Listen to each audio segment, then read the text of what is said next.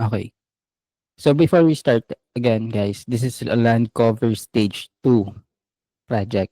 Tapos na po tayo sa stage 1, which is yun yung mga deck, concrete patio, green roof, under construction, building. Actually, sa building repair yung mga attribute na yan. Sa stage 1, meron tayong bridge, road overlap, road intersection, unpaved road, railway overlap, etc. etc. Okay? So, nandito na po tayo sa stage 2. Kasi from the building repair, papunta ito stage 1 na land cover up until sa stage 3. So now nasa stage 2 na tayo. For the stage 2 attribute, meron tayo dyan mga iba't ibang klaseng attribute para sa stage 2. Starting from number 20. Okay? Unpaved parking, inside parking, outside parking, dock, concrete surface, pavement, unpaved sports grounds, sport ground, above ground swimming or swimming pool. Tapos number 30 is ang swimming pool lang. Okay? So from the number 20 attribute up until the 30, yan po yung kailangan natin gawin. Are we clear? Hello? Pero in some cases, mayroon po diyang mga stage 1 attribute which is mali. Okay? It's either na bago ng system or hindi kaya hindi natin naayos nung stage 1 pa lang. Okay? So kung meron na kayo makita dyan, actually usually yung nakikita ko dyan is yung mga concrete patio sa likod ng bahay, kailangan baguhin, or di kaya yung mga unpaved driveway, kailangan ayusin. Mostly yan po yung nakikita ko. So pag nakakita kayo mamaya ng mga sirang ganon, you can fix for those attributes. Do you understand? People? Konti-konti lang din naman, and then mamaya tatry natin ipakita sa inyo kung anong dapat ayusin sa stage 1 if ever meron.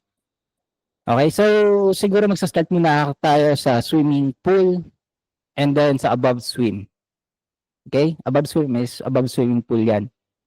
So for the swimming pool, na swimming pool lang talaga, this is an example of that. Okay?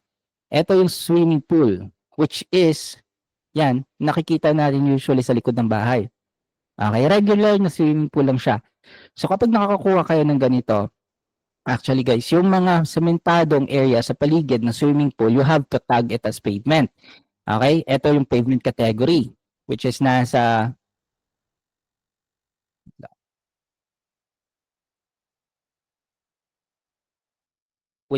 number 26. Okay? Now, yung tubig sa gitna o yung pinaka-base ng swimming pool mismo or pinaka-swimming pool niya, you have to cut that area out. Pagtapos ninyong i-cut, you have to tag it as swimming pool. Yung regular na swimming pool lang na attribute. Yan lang po yung itatag natin. Do you understand, guys? Meron tayong isang attribute para sa swimming pool. It is above ground swimming pool. Ibig sabihin, yung nasa above ground, yun lang po yung nakapatong sa lupa. Kasi yung swimming pool na po na to, is nahukay po iyan sa ilalim. Diba? Tapos, sinisemento lang, ganun tiles, tapos ginagawa mo swimming pool. Yan yung pinaka-permanent na swimming pool. Tapos, meron tayong isa, which is, like I said, yung above ground. Yung above ground swimming pool natin, asan ba? Excuse. Yung above ground swimming pool natin, nakikita niyo yung mga nasa likod ng bahay na nakapatong na yung parang mga bilog, yung mga pwedeng tanggalin na mga swimming pool, yung inflatable, kagaya nito, nakita niyo yan, yung mga bilog na inflatable swimming pools or hindi kaya yung mga temporary swimming pools, yung mga plastic lang na pinapatong lang sa lupa, nilalagyan lang ng tubig. For those ones, guys, you only have to cut them and tag them as above ground swimming pools. Okay? So for once, ito, we can say na example ito ng above ground swimming pool, pwede natin itong i-cut and then i-retag natin. Pero hanap tayo na mas clear na pwede natin gawing example. This one. Okay, ingat din kayo sa mga bilog na to kasi sometimes guys, yung mga bilog na po na to is trampoline. Okay? Trampoline. Dahil yung mga itim-itim na kagaya nito, sometimes they are trampolines. But sometimes, meron dyan na mga swimming pool na temporary like this one. So all you need to do is to cut that out or fill yun yung area na to na bilog. Ayusin lang natin konti. Yan. Tapos select and then tag them as above ground swimming pool. Okay? You understand, guys? For the swimming pools. Any questions for now? May tanong kayo for now, people? Hanap tayo ng mas magandang example. Baka meron dito sa mga ibang mapa.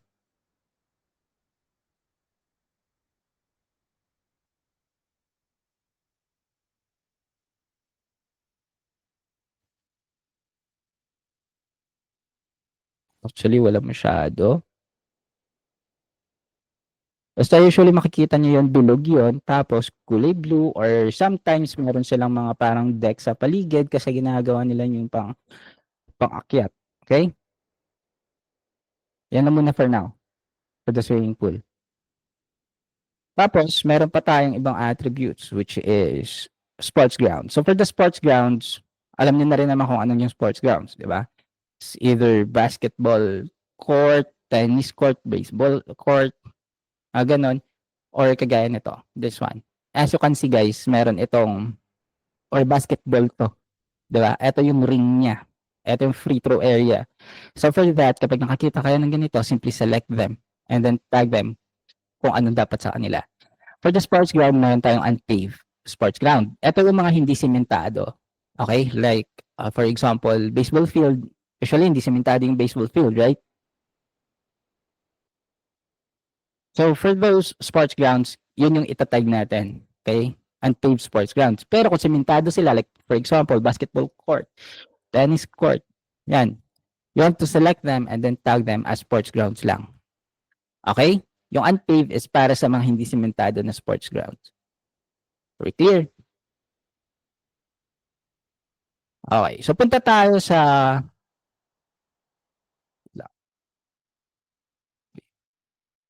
yun. Punta tayo sa pavement. Okay? Kasi yung iba sa inyo hindi pa masyadong familiar sa pavement na attribute. Okay?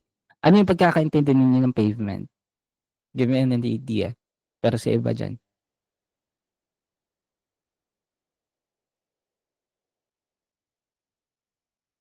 Ano yung pagkakaintindi natin sa pavement?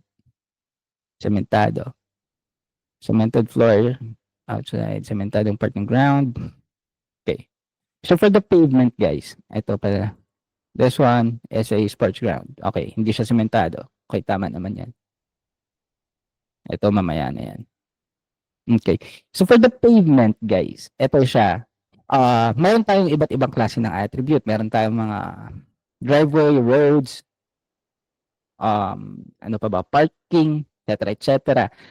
Kapag nakikita kayo ng isang cemented na area, usually kasi ginagamit namin dati yung pavement sa likod ng bahay. Pero for now, meron tayong deck, meron tayong patio na attribute.